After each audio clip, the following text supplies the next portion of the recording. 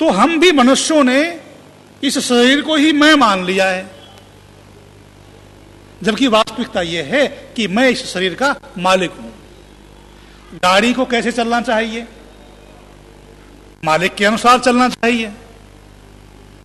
यदि वो गाड़ी मालिक के अनुसार नहीं चलती है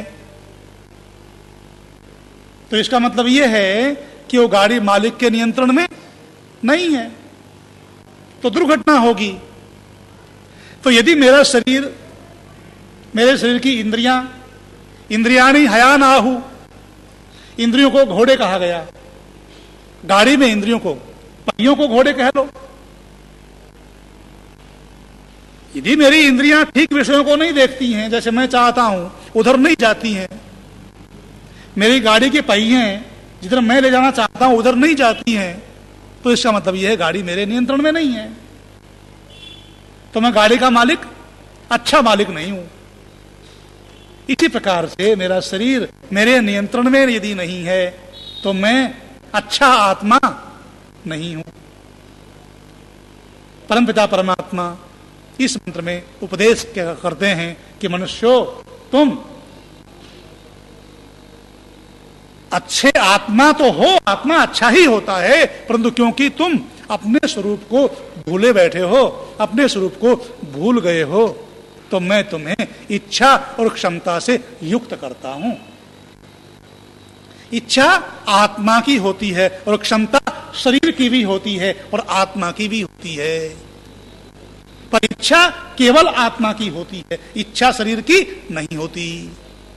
इस हाथ की कोई इच्छा है क्या? आंखों की कोई इच्छा है क्या? अर्थात शरीर के किसी भी अंग की अपनी कोई इच्छा नहीं है, क्योंकि शरीर भौतिक है। जैसे इस पुस्तक की अपनी कोई इच्छा नहीं है, इसको मैं चाहूं तब पढ़ूं, मैं चाहूं तब बंद कर दूं, इसकी अपनी कोई इच्छा नहीं है। ऐसे ही शरीर की भी अपनी कोई इच्छा नहीं है, इच्छा शरीर के मालिक की है। जैसे गाड़ी का मालिक जहां चाहता है वहां गाड़ी जाती है, गाड़ी की अपनी कोई इच्छा नहीं है। इसी प्रकार से यह शरीर जहां आत्मा चाहेगा वहां जाएगा, इस शरीर की अपनी कोई इच्छा नहीं है। अब तक परमपिता परमात्मा इस मंत्र में वेद माता के माध्यम से उपदेश कर रहे थे कि आत्मा तुम्हें इच्छा और क्षमता के लिए प्रेरित करता हूं। अब अगले भाग में इंद्रियों को क्षमता से युक्त करने का संदेश दिया गया है। व्यक्ति कैसे श्रेष्ठतम कर्म करेगा? केवल आत्मा के द्वारा तो कर्म नहीं किए जा सकते। आत्मा को कर्मों को करने के लिए यह शरीर मिला है। बिना शरीर के, बिना अंतःकरण के, बिना बाह्य करण के, बिना कर्मेंद्रिय ज्ञानेंद्रियों के आत्मा कर्म नहीं कर सकता। आत्मा को कर्मों में सहयोग के लिए ये शरीर एक साधन के रूप में मिला है, परमात्मा की ओर से उपहार मिला है। उपहार किस लिए?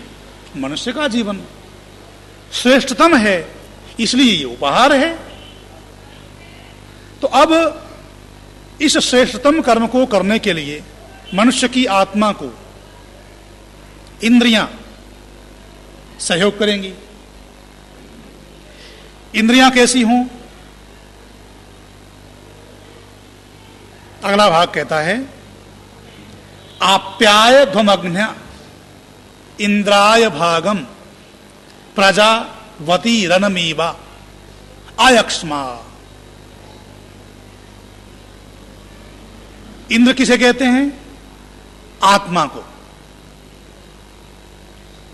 इंद्रिय किसे कहते हैं? जो आत्मा वाली है। इंद्रिय मतलब आत्मा वाली, आत्मा के साधन, आत्मा के अनुसार कार्य करने वाली। और इंद्र उन इंद्रियों का मालिक, स्वामी। तो इंद्रियां इंद्र के नियंत्रण में रहते हुए अपने कर्तव्यों को कैसे करें? इंद्रियां कैसी हों? गाड़ी कैसी हो? सुदृढ़ हो,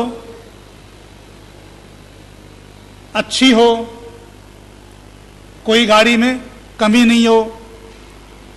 गाड़ी के एक पहिए में भी पंक्चर हो गया तो नहीं चल सकेंगे।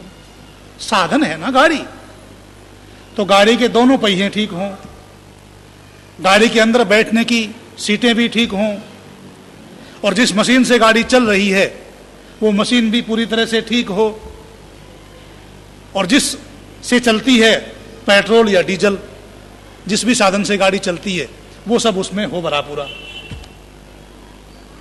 एक भी चीज की कमी हो गई, चाहे टायर में पंक्चर हो गया, चाहे पेट्रोल या डीजल कम हो गया, चाहे मशीनरी में कोई खराबी आ गई, तो यात्रा में बाधा आ जाएगी। ऐसे ही मनुष्य जीवन में मनुष्य का शरीर भी कैसा हो?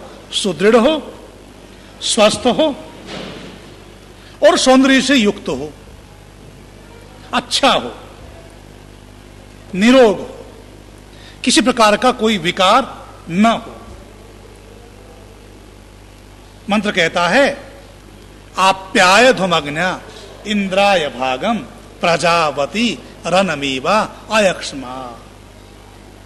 इंद्रियो तुम आप्याय धुमग्न्या, तुम क्या हो? अग्न्या हो। अग्न्या मतलब हिंसा न करने योग्य। घ्नन किसे कहते हैं? हिंसा करने को। और अघ्नन हिंसा न करने को। तो इंद्रियों का विशेषण यहां दिया है अग्न्या। इंद्रियों को संबोधित करते हुए कहा गया है अग्न्याओ, इंद्रियो तुम हिंसा न करने योग्य हो, अर्थात तुम रक्षा करने योग्य हो।